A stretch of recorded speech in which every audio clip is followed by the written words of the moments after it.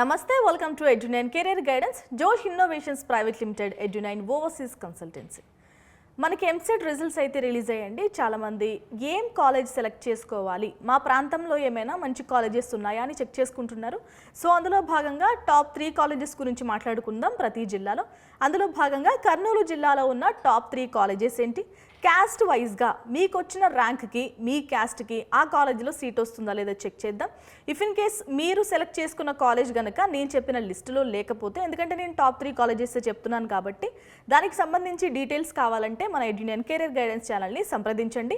ఎవరైనా కామెంట్ చేస్తున్నప్పుడు కూడా మీ ర్యాంక్, మీ క్యాస్ట్ ఖచ్చితంగా, లేదంటే మీరు ఏ కాలేజ్లో సెలెక్ట్ చేసుకుందాం అనుకుంటున్నారు దాని పేరు కూడా పెట్టండి. ఎందుకంటే క్యాస్ట్ పెట్టకుండా ర్యాంక్ పెడితే కనుక మనం చెప్పడం కష్టమైపోతుంది. ఇక వీడియోలోకి వెళ్ళిపోదాం.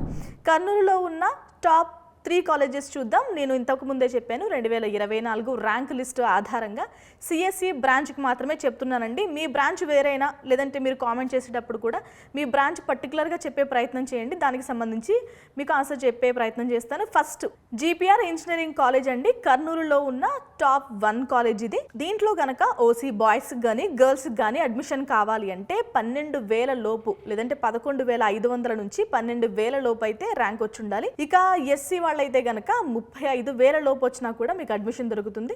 ఎస్టీ వాళ్ళకైతే 95,000 నుంచి 1,30,000 లోపు వచ్చినా కూడా మీకు సీట్ అయితే దొరుకుతుంది.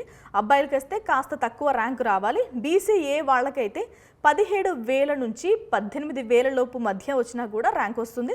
బీసీబీ వాళ్ళకైతే 17,000 లోపు అయితే ర్యాంక్ వచ్చి ఉండాలి. బీసీసీ వాళ్ళకైతే 55,000 లోపు ర్యాంక్ వచ్చి ఉండాలి.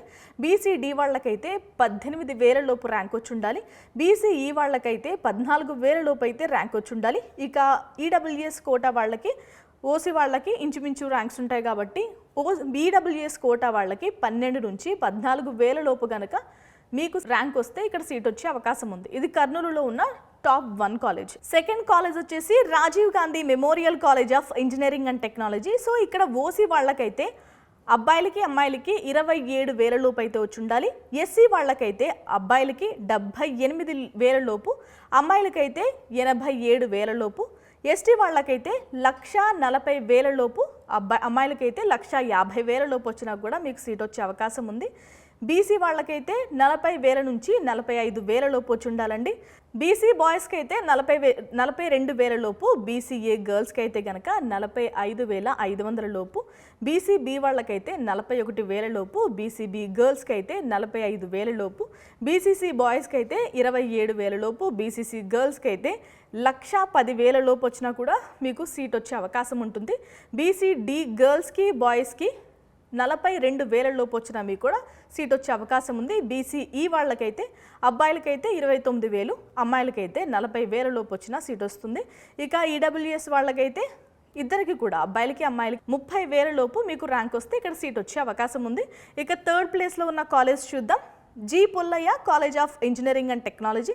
ఇక్కడ ఓసీ గర్ల్స్కి బాయ్స్కి అడ్మిషన్ కావాలి అంటే 44,000 లోపు అయితే మీకు ర్యాంక్ వచ్చి ఉండాలి. ఎస్టీ వాళ్ళకైతే 88,000 లోపు, ఎస్సీ వాళ్ళకైతే 1,50,000 లోపు మీకు ర్యాంక్ వచ్చినా ఇక్కడ సీట్ వచ్చే అవకాశం ఉంటుంది.